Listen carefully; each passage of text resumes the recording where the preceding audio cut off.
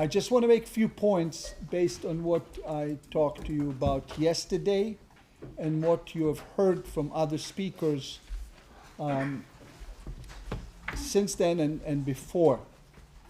I think it's important to make a general point that I want to make, develop it, and speak about some of the issues.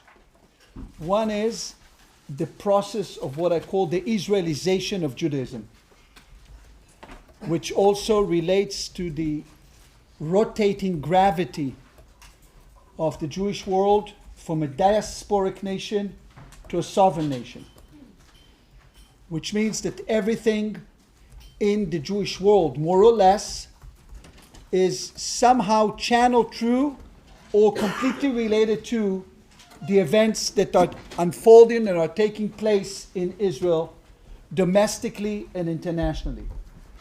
This is part of this process of Jewish power and sovereignty, which, as I indicated in my earlier remarks, have brought the Jews to begin with to the state of Israel, including what we talked about, the massive migration of Soviet Jewry into Israel in the late part of the 20th century mainly, but not only, especially in the 1990s, when massive migration came and is still coming as a result of the Ukrainian-Russian war. So we see a prolonged process as Israel as the homeland of the Jews. The vision of the Zionists have not ended, albeit sometimes it's less than it used to be, but nevertheless the stream of Jews into Israel as a state has continued and increase in variety of fashion, even when people think that the pool has ended. Today, for example, you have a very, very small number of Russian Jews, some of whom kind of like travel back and forth. And of course, we see what happened now with Ukrainian Jews. Only in the last year and a half, remember that the war in Ukraine began in February, March of 22. We already absorbed in Israel 60,000 or so of Russian and Ukrainian Jews. Prior to that, we had massive migration from France as a result of all kind of terrorist attacks. We had migration coming from England. We had migration coming to the United States, even though it was not a refugee sort of migration, but a voluntary migration. We have waves of migration coming from Ethiopia, and Ethiopian Jews have moved, and there is constant claims on behalf of Jewishness of other Ethiopian fallacious Jews or all kind of tribes in Ethiopia, that those who are already residing in Israel trying to save, including during the coronavirus. And this was a very important factor, that Israel is the country of the Jews in all issues. I will make a caveat, interesting caveat that we saw during the coronavirus time. The coronavirus kind of like suddenly shifted the agenda in many ways, because during the coronavirus, Israel had to deal with the subject of entry and exit from the country. Remember, like all other countries. And we did not take people coming from abroad. For a while, the gates were closed. But for Israelis, Israel went to save Israelis abroad from Latin America, from India, wherever they were locked, to bring them to the country. And many Jews from New York, from Paris and other places who were suffering from the coronavirus because of a variety of communal dangers and so on and so forth, knocked on Israel's doors, wanted to enter. And Israel said, no, we do not accept you right now. Only citizens, and Jews are not citizens. That was the first time when you saw that Arab citizens of the state of Israel could come back to the land, but Jews could not. And I spoke to many Jews at the time who said, we felt abandoned. How could you not take us? But Israel took only citizens because they could control citizens, they can control the vaccination and so on and so forth. So the behavior vis-a-vis the diaspora is an interesting case that the coronavirus has put us in perspective. Keep in mind that during the coronavirus, we had 22% of Israeli doctors, those of you who don't know, are Israeli Arabs. So there is this whole idea of citizenship and belonging and the Jewish kinship ties and belonging that have to be taken into consideration. The Israelization process of world Jewry that has taken place in stages since the creation of the State of Israel, and also perhaps with the emergence of Zionism, because Zionism and the vision of the Jews have a homeland was, of course, already is older than 100 years and 130 years since Herzl came, with variation, with what they call migration waves. Migration waves. Initially, of course, these were very small migration waves. They became more pronounced with the Nazi rise to power, and you saw those who were lucky enough to escape and to move in what was known as the fifth aliyah, the fifth migration during the 30s. And that kind of like is one aspect that we have to take into consideration now, as the State of Israel is still defined as the Jewish state and define itself with a law of return, which means that every Jew, whoever he or she may be, is entitled to move to the State of Israel. Caveat again, because of the debate inside Israel right now. As we speak right now, there are debates in the State of Israel because there are those who do not want to recognize the notion that every Jew, whoever he resides, because what is a Jew or who is a Jew?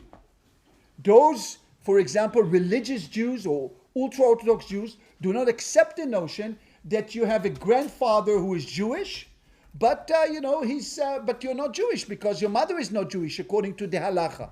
And in fact, sometimes try to block even the migration. I remember vividly in 1991 when the Minister of Interior, Mr. Peretz from Shas Party, traveled to the Soviet Union to tell them not to send Jews, we don't want them. To the chagrin of many others who say, of course we do, because he was the head of the Shas Party at the time before Aryeh Deri, and he didn't want to have this kind of like, they will so to kind of like will stain perhaps, because we have many categories in Israel. Jews who are Jews by halacha and Jews who are Jews by citizenship. And as a result of that, they changed even Israel ID card. What is Israel ID card? They used to send, what is your nationality in the ID card? I think I have it here somewhere. Show you. I don't have it here. I travel with a passport. Passport is a different story. But in the ID card, it's a blue kind of card. You used to have nationality, Jewish. But I'll tell you a story. You will laugh. I was married to an American lady. What? I was. Everybody make mistakes. This was a joke. She's the mother of my kids. She's my best friend. We divorced. But in any case, it's a joke. I'm kidding. She moved with me to Israel as a new immigrant. Pure American. First visit to Israel is because of this, finding this lovely guy at Yale and graduate school, marrying him. She was Jewish, a family, assimilated, whatever, American.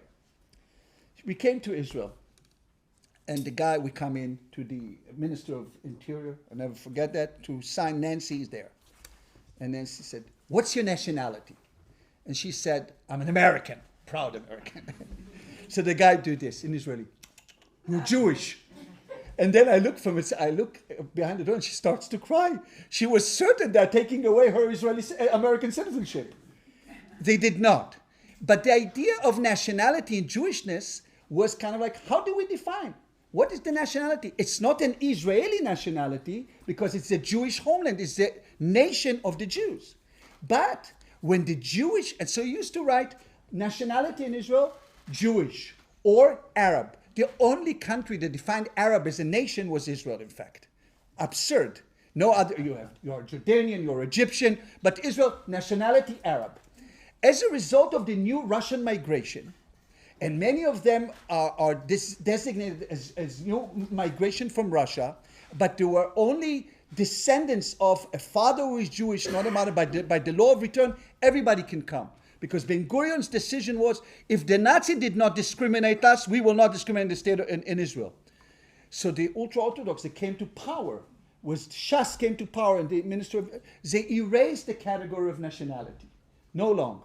Nationality, you have X's. You don't say nationality because you define only by religiosity. So what is Jewishness? Is it a nation? Is it a designation of a religion? Very big issues. The current minister of finance, Mr. Smotrich, the right wing, wanted to change the law of return. And this was on the agenda of this government.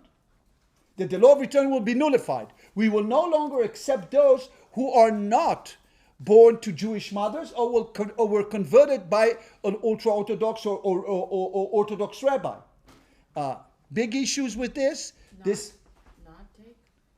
will not recognize, but this is not passed because this will be, everybody will be livid more than we are livid already. So this is like igniting another fire in the state. But this is part of like, should we take those who are not Jewish according to what we regard as Jews? So in Judaism, you should know, it's not the question, who is a Jew? The question you always have to ask is, who is a rabbi?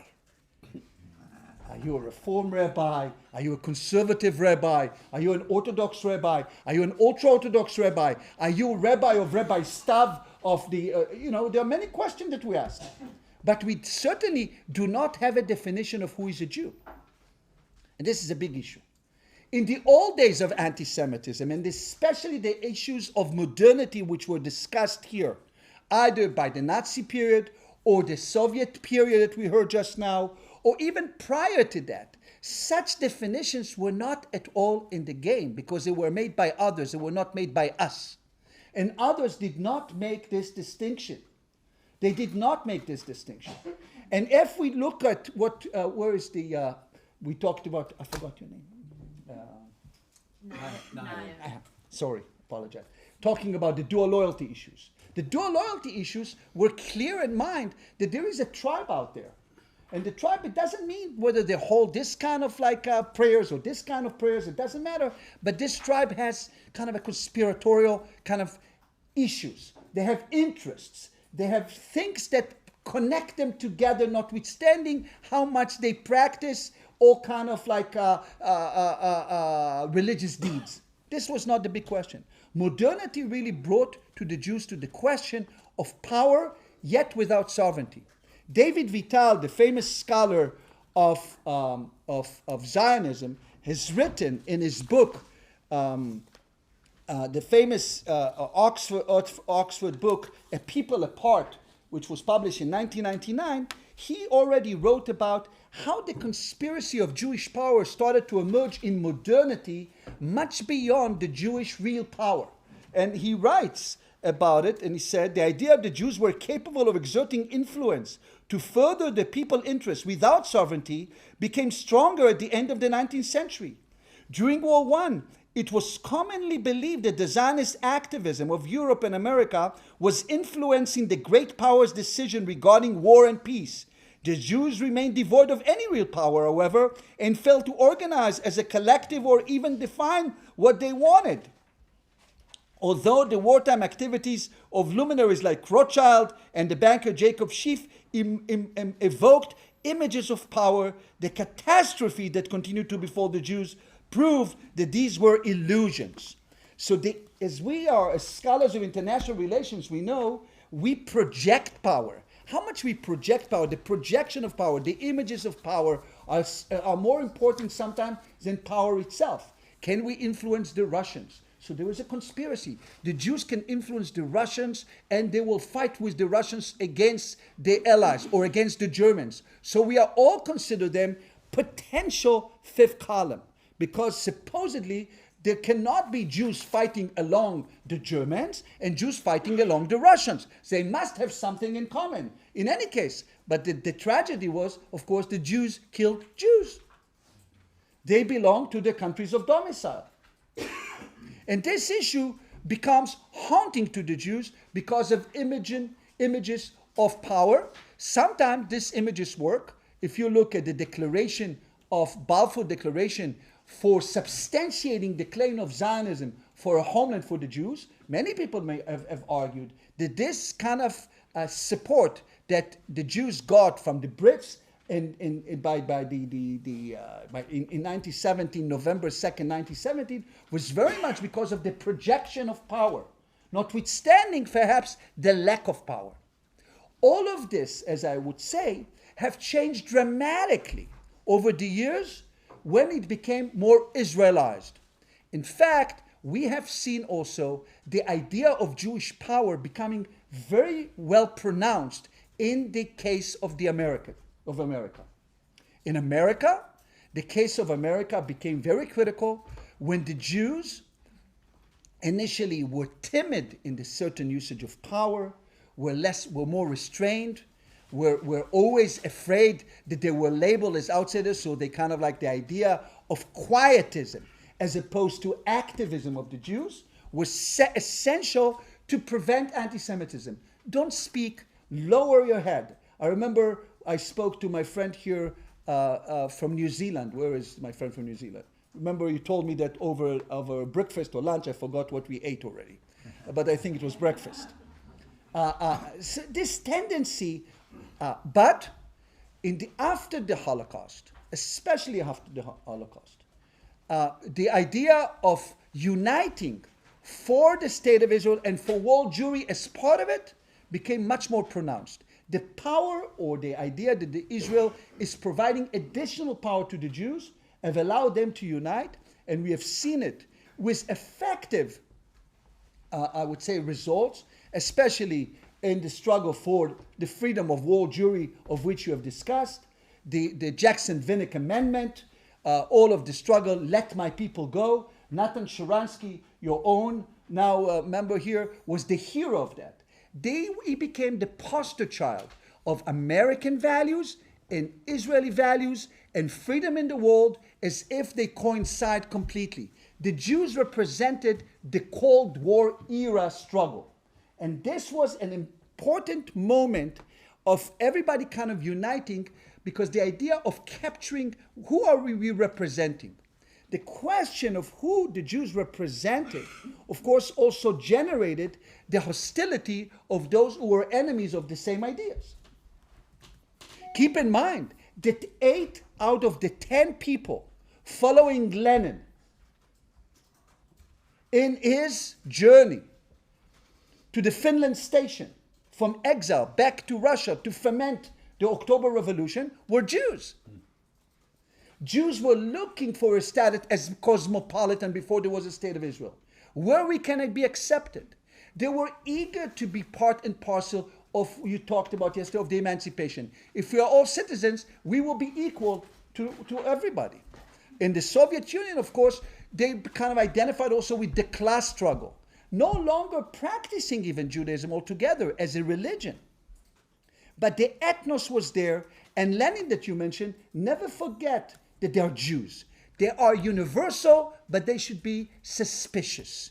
They are universal, but they're also particularist. The notion of universalism and particularism always played a role as part of anti-Semitism. Who are you really? What is underneath?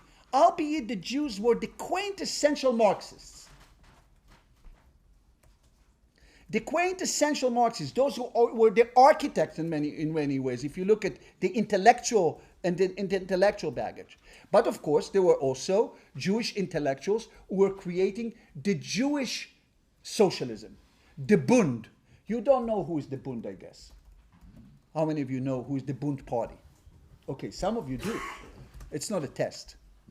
But keep in mind that the Bund, on the eve of World War I, was a much more powerful movement than Zionism itself. It was a huge movement. And there was even a movement for Jewish autonomy in the world with socialism, which was propagated eventually by Dubnov, Samuel Dubnov. So there were diaspora solution to modernity. They were not... The Bund was kind of like the wing of Jewish socialists that will be identified in the Soviet Union and eventually in the United States, a very powerful group, as the workers that are also affiliated with ethnos, with nationalism, and some, not nationalism. I want to make a stop here. What is the difference between nationalism and ethnicity? People sometimes confuse the two. Nationalism is always the claim of uniqueness that deserves sovereignty and political rights as a state. Ethnicity as a designation of uniqueness. Again, nationalism always involves a political claim to statehood and to independence. If you don't claim it, you may aspire to be a nation, but you're not. you don't have to achieve it, but you have to claim it. The Palestinian nationalism is when the Palestinians claim that they want a state. But if you do not ask for a state, or if your claim is dissipated, you are remaining as an ethnos. Are the Basques are ethnos, or are the Basque nationalists? They have a claim back in their mind. Can they substantiate it or not? Are the Kurds ethnos, or are the Kurds a nation? They are a nation as long as their claim is to statehood. And this claim sometimes can be dormant, sometimes it can be activated, sometimes it can be actualized.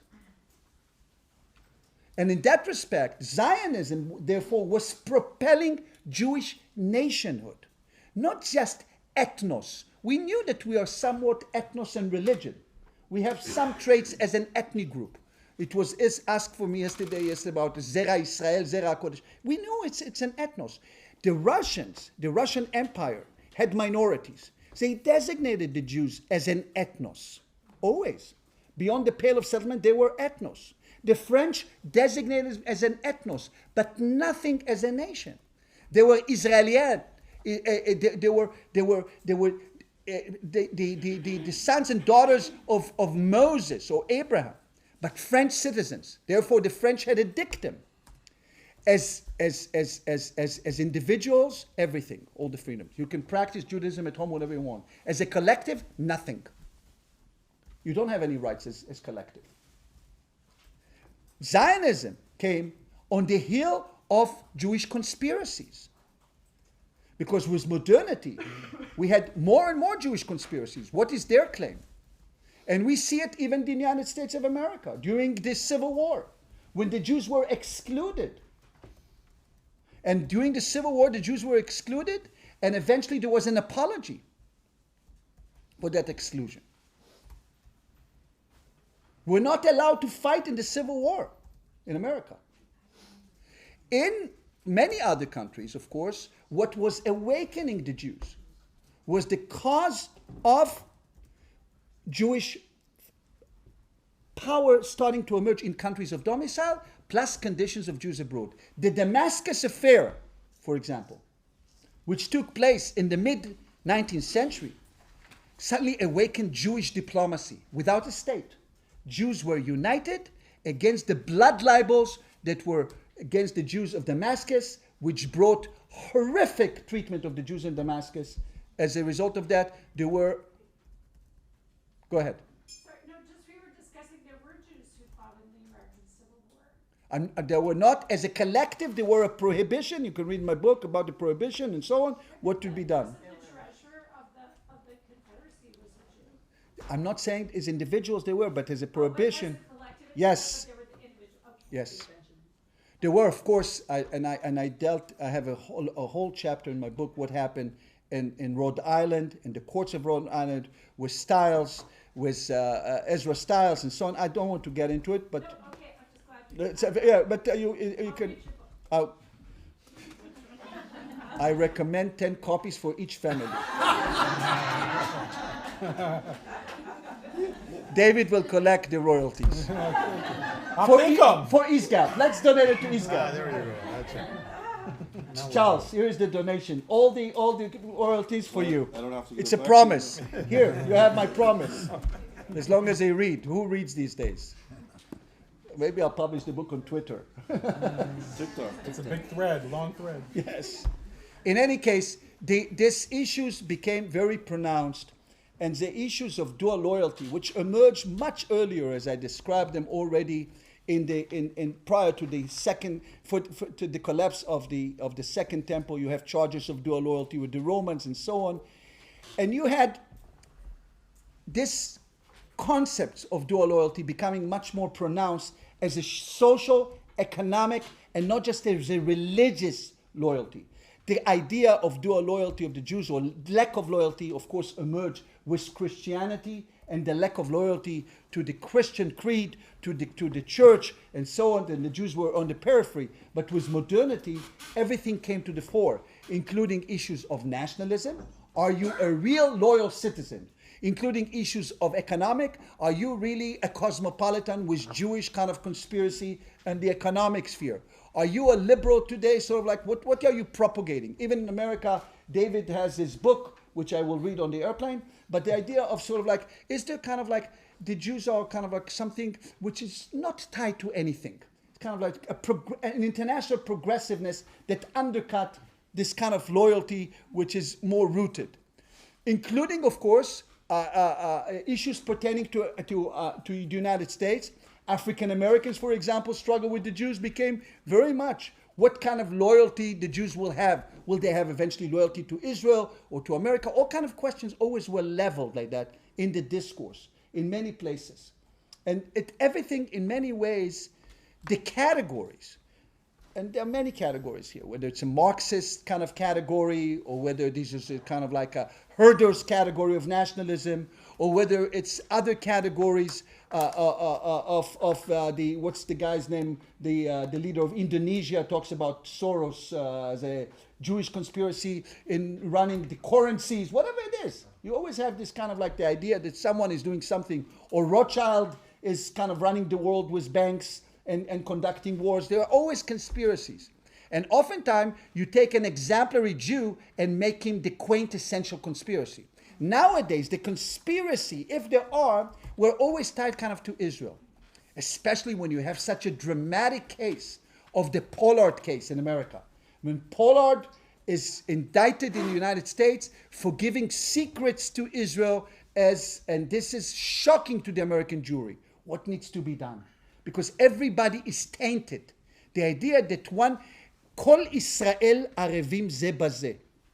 The idea that all the Jews, all the Israelites, are somehow responsible for each other. There is a positive notion of responsibility, right? That we are all responsible. You are over there, we're going to come and save you. But there is also liability in this. I'm liable for what he did or whatever. Why are you attaching it to me? And this is a very important issue that you see with the Israelization of anti-Semitism. Jews are proud of being part of the Jewish people and the successes of Israel, but are they always kind of like being somehow implicated in what Israel is all about?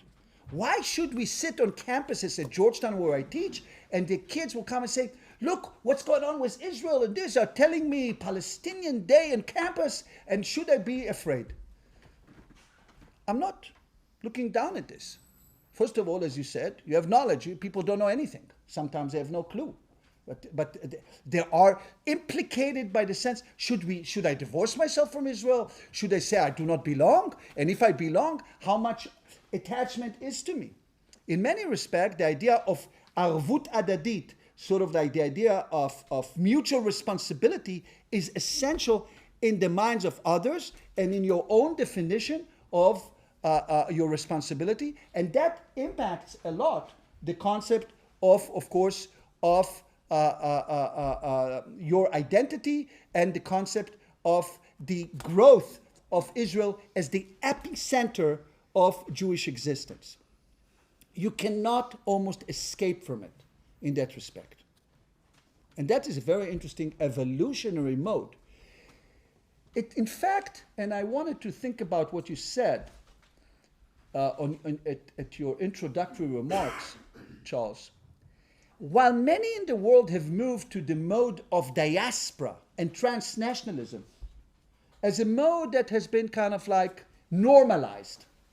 You're transnational, you travel back and forth, you 1 foot here, 1 foot there. The Jews have kind of more concentrated in a sovereign state, number-wise, and in terms of the ethos and ideology. If you think about the global Jew that was celebrated, it's no longer kind of like an issue. If you read Slansky's book is called The Jewish Century. Fascinating book. I wrote my book, The Israeli Century, as a response to Slansky's book, The Jewish Century. And he said that the Jews were known as the most agile, so traveling back and forth. They're like the global trotters of the world, breaking boundaries. Therefore, or maybe are suspected of being disloyal because they are all over the place. And I said, we are now in the Israeli century. But when the Israeli guy is traveling as a high-tech person to Palo Alto, to Canada, to China, to India, he always have a home to come back to, hopefully so. that he knows harkens back. So it's a different type of belonging than kind of a global belonging that is in the sense of a person without roots. The notion of roots, or do you have really roots? The very fact that the Jews never had a claim, think what I'm telling you, while many other minorities after World War I had a claim to territories and were not recognized as nations, the Jews never had a claim outside the patrimony of Israel to territory as if it belongs to them. Never. Never. Therefore, when the Jews kind of harken back about where we're going to be of our state, and it will be in Palestine or in the ancient land of Israel, they needed, as Herzl writes about it in the Jewish state, they needed to make a transformation completely different than many other nations. They needed to move back and reclaim the land. And Zionism was all about reclaiming the land. When I grew up, it was all about reclaiming the land. We used to walk the land, to know every stone. The youth movement, we just walked the land. We cherish the land. We no longer speak other languages. We recover the Hebrew language as the most important innovation of the recovery of Jewish nationalism. Is the Jewish language is Hebrew. We speak Hebrew as a day-to-day language, not just as a prayer language. And therefore, while my grandparents, who came from Poland, whatever, had many languages, when we grew up, we had to speak Hebrew. Their emphasis was on Hebrew, recovering the language, poetry, literature, everything was Hebrew. And the Hebrew kind of wave, which was created already in the diaspora, in the 19th century already in Russia, people started to move like that, the Zionists. But that became the strongest issue. Nowadays in Israel, you have issues with that. What type of Hebrew? On the one hand, there is a total Israelization. Everybody speaks Hebrew, including the ultra-Orthodox. But for years, the ultra-Orthodox spoke only Yiddish. Because Yiddish is the Mamelution, is the mother tongue of the Hebrew is only for the holy tongue. And the debates have been how much of what type of language you use. And language is a key factor in understanding the recovery of Zionism. Therefore, there is a complete division between those who speak Hebrew and those who do not speak Hebrew. How can you be a member of a nation and you do not speak my language? So the diaspora is in many ways in a less favorable position vis-a-vis the Israelis, as if the Israelis are more authentic Jews. You gain your authenticity by being in Israel. Even though in Israel there is a huge debate. What is your authenticity? Nowadays, when we have internal struggle over what is Zionism all about inside Israel, the very idea of Israeli authenticity of the first and second generation is being questioned as we speak today. People do no longer want to have, because suddenly religious groups have emerged in a much powerful manner, wanted to restore what they say, Jewishness over Israeliness. And many people consider the debates inside Israel as a separation of the Jewish and Israeli component of identity, between the modernity and the antiquity. And people in the diaspora are often puzzled by this, but this is an amazing phenomenon emerging. Some people say Jews in Israel, several groups in Israel, are having kind of like a mentalite of the galut, of the exile. In Israel? In Israel. Because they do not... What does that mean? That means you do not uphold the state as its most cherished and authentic modern Israeli state. You rather reside in the state. But for example, for the ultra-Orthodox community, they don't consider themselves as, in many places, as full-fledged citizens of the country of domicile. They rather see themselves as sojourners. Sojourners, you say? Sojourners. Sojourners. Excuse my English. Sojourners. Français. Huh? Français. Français. That's it. Yeah. Because they're there, you know, if you cannot be here, you cannot be there. I remember Mr. Eichler telling me over the Knesset, he said, you know, why don't you go to the army? He said, if you will try to recruit us to the army, we're going to leave. We are, we run after the Torah. We don't run after the land. The Torah is what unites us. Am Yisrael no'ad betorato. The Am Yisrael noda slicha betorato. The people of Israel were known in their Torah as Saadia Gaon. The sage Saadia Gaon have said it. But from the 19th century on, as Leibovitch have said it, the philosopher, the people of Israel are no longer known in their Torah. Torah was like for the time when they didn't have any kind of like entry into modernity. Now they're all over the place. There are modern Jews. There are modern Jews in America, modern Jews in Canada, modern Jews in Europe. Modernity is what informed them, and their successes as Jews, when they pride themselves on winning the Nobel Prize, 40% of the Nobel Prize. Say, wow, this is not because of praying. Maybe prayed before, but this is not because of praying, I can tell you. Because of achievement in physics and math and so on, that today we have a debate whether you should study it at all. It's a fact of life. Or in high tech, whatever. I'm not saying everybody, but this is a big debate that is taking shape and place in Israel. Do you need a core curriculum to study? The Israelization, therefore, has affected all Jews around the world. And indeed, my claim is that ever since the consolidation and the powerful consolidation of the State of Israel, we have also witnessed the Israelization of diaspora organization. We have David here as a leader of a diaspora organization in the past, or activist. Many of you are, Judith Barsky, others. Israel is a key factor in organizing these groups, key factor in mobilizing support, in consolidated organizations, in creating an ideology. Hardly you will see a Jewish organization which doesn't have the Zionist creed. Keep in mind that the Reform movement, supposedly the largest movement in American Jewry, I don't know if yes or not still. Yes? When they began their journey in America, they were anti-Zionists. Completely anti-Zionist. In 1945, they made the declaration because they were fearful. We have a state, we have a nation. America is our nation. Don't associate us with other nations because that creates a dual loyalty issue. And we are not an halachic religion. Only in 1999, fast forward 50 years, the Reform movement accepted Zionism as the number one tenet of their religious practices. Huh? I'm surprised. You're surprised? Me too. That's why you have to read my books. Where's Jerusalem? Everybody, this is, I write about it for decades. But where's Jerusalem? Jerusalem also as its eternal capital. In the Reform movement? In the Reform movement, You yes. can't have other Jerusalem? No. There's one? No, Jerusalem? there used to be many Jerusalem. No, this is it. And that has been David Saperstein, and I was there with Jaffa and David Saperstein when I went to Georgetown, did all this work. Believe me, of course you believe me, otherwise I'm doomed. But it's important to understand that. It's critical to understand that. And that runs counter to other perception. The only group which is now running against this, just let me finish this sentence, which is interesting.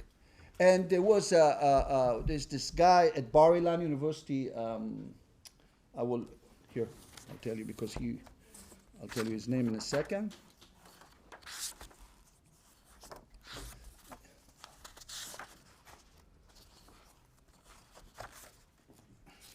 So how do you Just I have a question. Adam Fertziger, professor of Bar Ilan University, Adam Fertziger, because he did a review essay of my book, and he put this point, which is an interesting point he makes. He said, you think that Israel is the epicenter, but look, there is another phenomena happening in the world, which is Chabad. The Rabbi Schneerson, with all the Chabad houses all over the world, and even Israelis go there, my daughter is in Panama, what did you do Shabbat? I went to Chabad. Why did you go to Chabad? There was food. Alcohol. And alcohol, no. Maybe alcohol. But all over. Remember, when there was a terrorist attack in Chabad in Mumbai, remember that? Chabad is interesting, kind of like a global, Chabad is anti-Zionist. When I came to Cambridge with you, listen to this, don't say no. When I came to Cambridge with you, to Cambridge, we went to the synagogue at Cambridge University. And the rabbi is a Chabadnik. We came in, the first thing he said, I just wanted you to know that I'm an anti-Zionist. And I left the synagogue. I said, thank you for telling me. I can't stand it when you say it like this. That's what he said. And of course, there was a big debate within Chabad about how much Zionism is or not, because they have a different perspective. But this is internal Jewish matters. It's not kind of like, but of course, they cannot accept the modern aspect of that, or they debate it. They don't see it as the founding, yes. This is a point, I think, I don't want to speak for Maya, but a lot of the Jewish political activists and intellectuals around Obama were building Jerusalem in Chicago. They were building Jerusalem in America. I'm not saying A lot of the Jewish intellectuals and supporters of President Obama and Obama himself, they were building Jerusalem in America. I said America was a chosen place, the Golden Medina. I'm not saying. I'm telling you what the Reform did. People are still thinking there was. These were Reformed Jews. They're still, Look, I'm not covering everybody. I'm sure, but I can tell you the official program of the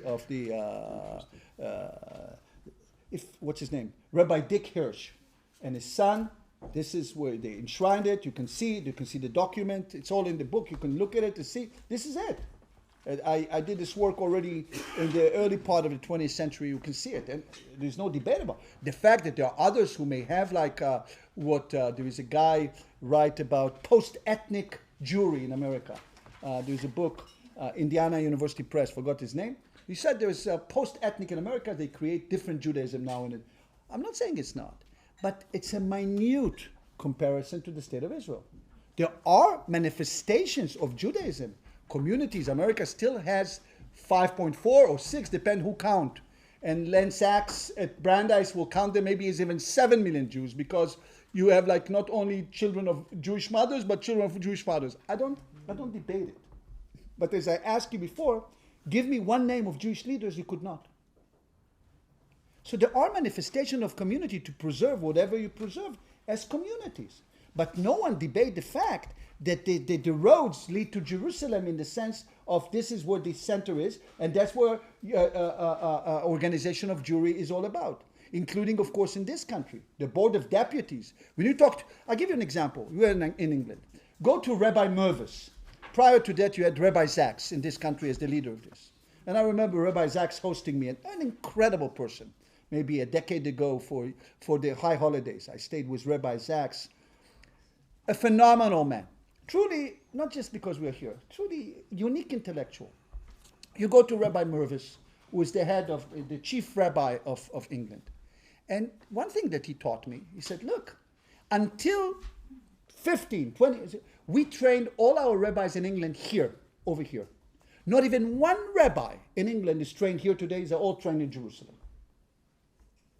Even if you look at the Consistoire, you look at the CRIF, you look at all these organizations in France, you look at Canada, of course, and there's not much left after that. Because, if you have 14 million Jews, 10, America and Israel is 11 and a half, whatever, and then France is 400,000. So in the margins, German Jews, it's I'm not saying insignificant, God forbid. We have 10,000 Jews in New Zealand, I learned. Everybody is significant in and of itself, but the bulk of it, of the Jewish existence, of what I call Jewish productivity, Jewish film, Jewish culture. What is Jewish film today? Where is Jewish music? All resonating from Israeli music. What is Jewish literature? Less and less Jewish literature. I wrote a whole thing for the Jewish Review of Books about how everybody, even Foyer and others, are relating to the reality of Israel. So the productivity of Jewish culture, and of course there's huge productivity of Israel centers in America and Jewish studies and so on, and there are of course Mosaic and there's other journals and so on, but look how they move with the Israeli issues at stake. Either they move a little bit history or the contemporary issues of Jews around this. David dealt with the question of that I have to read his book about what happened on campus and liberal Judaism in America, and there is a huge already Podhoretz wrote about liberalism in America before, and I don't want to get into it, but the gravity has shifted, completely has shifted. In that respect, Zionism as triumphant, not in the sense of winning the war. But the case has been won in the sense that the gravity moved to the state. This has implication for the Israelization of anti-Semitism. Because nowadays, and you show it in every aspect, you show it and others have shown it, it's about Israel-Palestinian conflict, it's about Israeli soldiers, it's about comparisons of Jewish behavior. What is Jewish behavior today when it's not in Israel? Which other Jewish behavior? Sometimes they have Jewish behavior like Walton Mearsheimer in America, but it's kind of also because of the Israeli lobby. Remember, it's America Jewish power is all related to empowering Israel. That's the claim. I'm not talking about, I don't want to say bad words about them because they don't even deserve my bad words. Stupid conspiracies as scholars. Big scholars can be also embedded in stupid conspiracies. I couldn't believe it. They even used me as a conspiracy, like this guy who wrote the book Marketing the American Creed Abroad about how diaspora relate to the countries of origin. They put me in the conspiracy. But leave it aside. There is certainly the direction is over there. And the organizations are coalescing accordingly. The programs, it's not by mistake that Taglit, Birthright Israel, is the largest program in the Jewish world right now, whether it will continue like that or not. When 700,000 or 800,000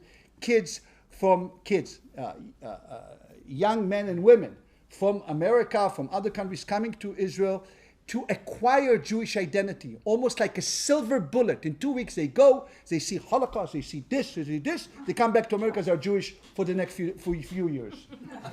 That's how it works. That's how it works. So this is a process that we have been engaging with, and do not make mistakes about it. That's why those who are outside the state of Israel and are feeling the heat of anti-Semitism, oftentimes feeling this heat not just like what you had, let's say, in the vicious, murderous attack in Philadelphia because of this kind of deranged guy that comes in kind of like maybe was Pittsburgh, excuse me. With religious ideas, but oftentimes with the claim that the Jews are related also to their extension of Israel. This is like the attacks in Amia, in Argentina, when you have attacks. This is attacks on Jews wherever they are. And of course, Jews that Israel could not save, including, and this I will end here because time is running and I have to catch a flight, including during the war in Ukraine. And I said, this creates a big dilemma for Israel in terms of also morality. What is Israel's foreign policy should be? When the war in Ukraine began, which is a year and 5 months ago, more or less, right? 24th of February, 2022. There was a question, what Israel should do? Ukraine was invaded. To begin with, no one knew whether the Russians will conquer. I remember I was representing the Knesset in the European Parliament. And the Europeans were in panic.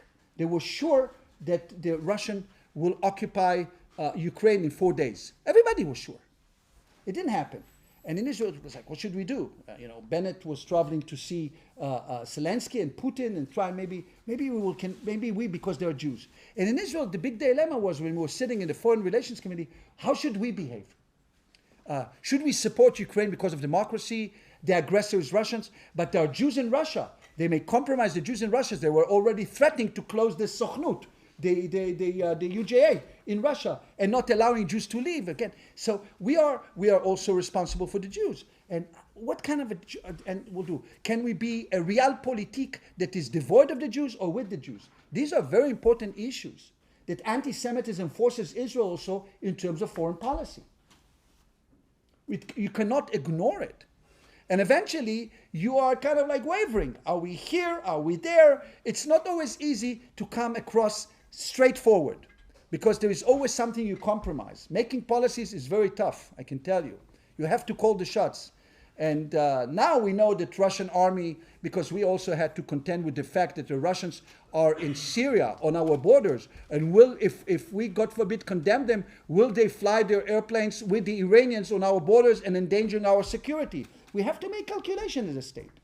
Therefore, my last point is, because the state of Israel is a state, and it has to take of its interests, oftentimes what you see is a state that redefines the entire idea of Jewish morality. I make the point, and it's a painful point to many people to read, that with the state of Israel, the very idea of Jewish morality, which was crafted in modernity as a liberal morality, as a universal morality, as human rights and so on, cannot be upheld in the state of Israel, even if you want it to be a model state, because a state has its interests. And in that respect, the Jewish state and the Israelization of Judaism has killed Jewish morality. Not killed in the sense of killing it completely, that you're immoral, but you have to uphold morality that belongs to what the state is. If you have thousands of people coming from the Syrian border, will you shoot or not? The Jews never had to shoot in their life. They live in the diaspora. They don't hold the guns. As Jews, maybe as members of the army of the Americans in World War II and Korea and so on, but qua Jews. But in Israel, whatever we do, we define morality.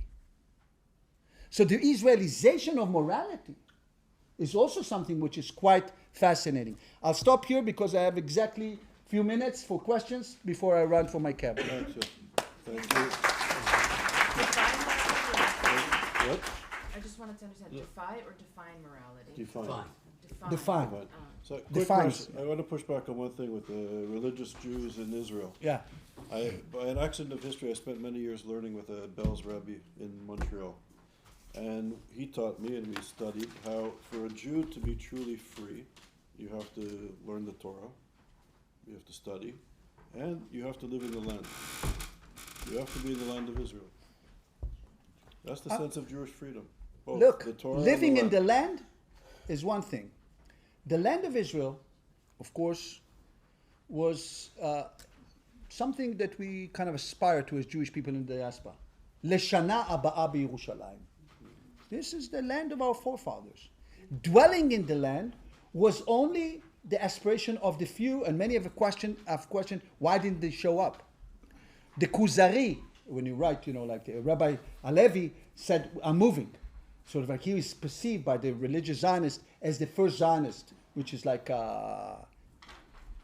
700 years ago, 800 years ago. But by and large, the idea of dwelling in the land, which is the debate between the Rambam and the Ramban, so the Maimonides and Ramban, it's different than accepting the state. You can dwell in the state without having sovereignty.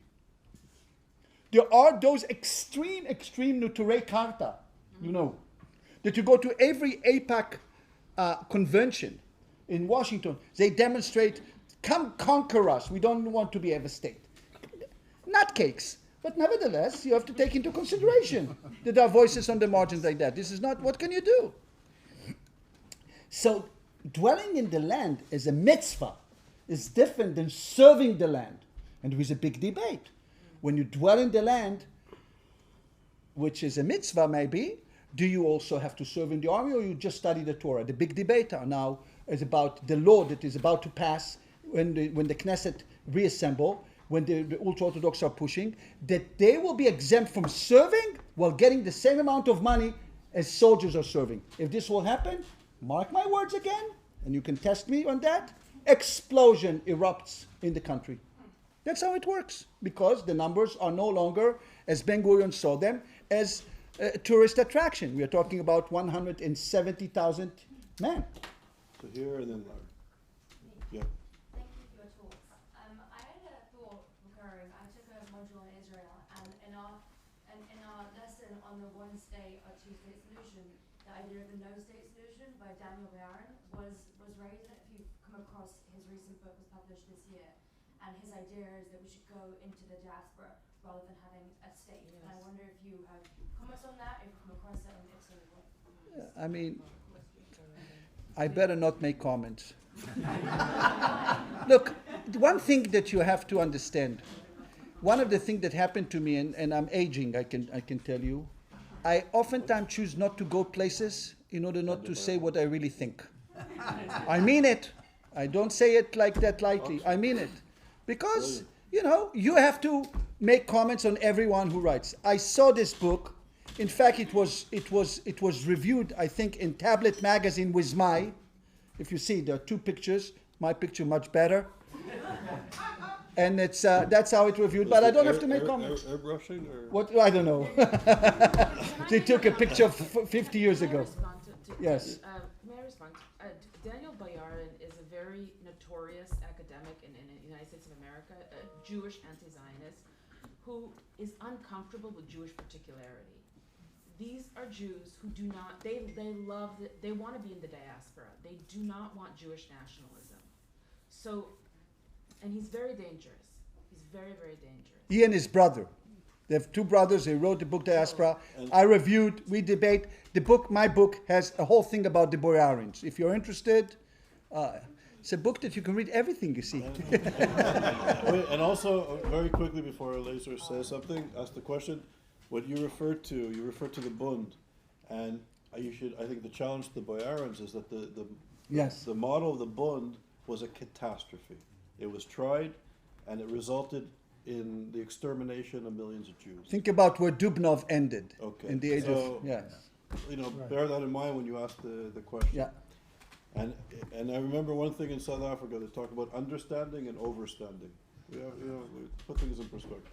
Well, in a way, it's being covered, because what I was going to ask is just your awareness that in the United States, among the younger generations, the millennials and Gen Z, there is a post-Zionist, right? There are movements, there are magazines which Sure. talk about a Jewish identity, which is post-Zionism. Yeah, look, there is a whole thing about, what's his name, who is the editor now of Current?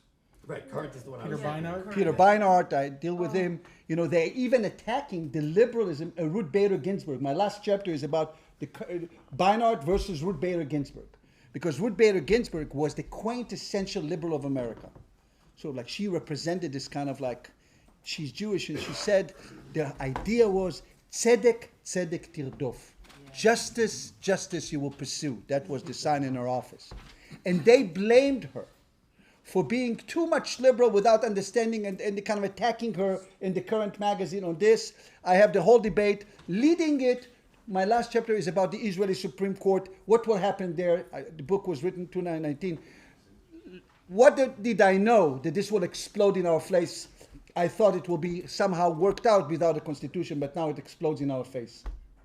But they forgot that it's tzedek, tzedek, tirdof. I don't remember the Hebrew. Justice, justice shall you pursue in the land that I have given to you. It's not just justice. It's about living in the land. Whoop. Sorry. It's my bar mitzvah They parsha, don't- so they- I know they- by heart. It's your bar Forget mitzvah. that. It's my bar mitzvah parsha. They forget. No. Gali, as long as you don't bring any memories from your breath, we're in good shape. Yes, And on that note, no. yes. Well, I'm about to take a class on Jewish identity, so I wish I would have recorded you. But It's all recorded. It's all recorded.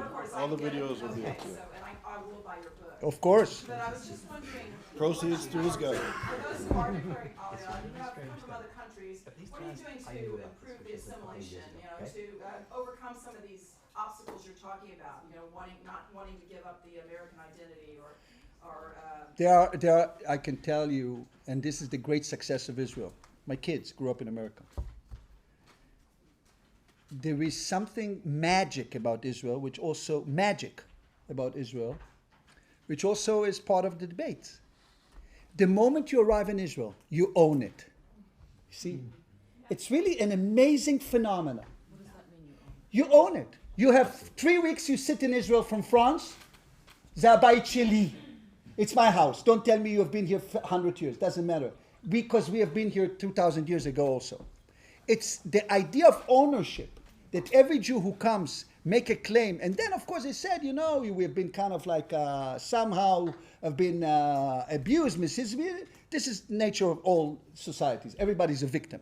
So now the Ashkenazi are the victim. Before the Sephardic were a victim. The Russian Jews were the victims because they were talking, but now they own the land. So I can tell you, everybody owns it. And American Jews, in particular, would, despite the fact that there are not so many moved comparing to the numbers, they have made tremendous impact on the land. The entire settler movement and creed was there. Secondly, every time I said my last point and I make another point. In the debate right now, Very Israeli. very Israeli, I agree. In the debate right now, you see money coming from Uncle Sam, and we see Kohelet. Kohelet is a group that's supported with the money, conservative bastions of or Tikva and all of this coming from America. And many people are pissed. The right is pissed when money is coming to the what they call to the leftist organization and globalization.